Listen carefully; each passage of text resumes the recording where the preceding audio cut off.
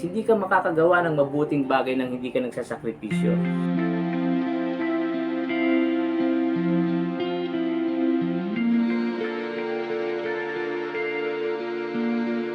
Ang pagsunod ni Joseph ay makakakitaan natin ng sacrifice. Hindi po basta-basta yun, hindi madali yung naging pagsunod ni Joseph.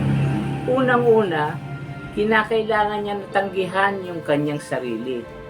Hindi siya sumiping kay Maria sa buong panahon na nagbubuntis siya para hindi mabahiran yung linya nung bata na nabubusa sa kanyang sinapupunan. Alam niya kasi na yun ay anak ng Diyos. Pwede sana na idiin niya yung kanyang karapatan. Pwede niya sabihin na ako ang asawa ni Mary, kaya may karapatan ako na sumiping sa kanya. Unang-una, para yung pangalan ko ay maibigay sa anak. Pero tinanggihan ni Joseph yon.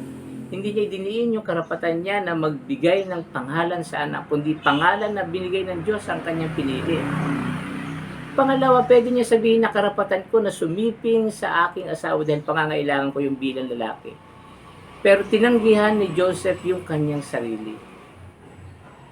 At idininay niya yung kanyang needs para lamang mapanatiling pure yung linya ng Panginoon na magiging anak ni Mary.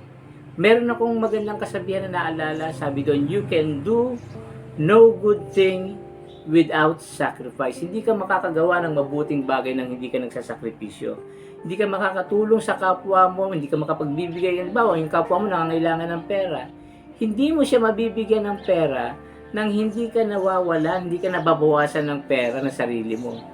So, ganun po yun, ano? Makakagawa lamang tayo ng mabuti, makakasunod lamang tayo sa Diyos kapag tayo ay nagsasakripisyo.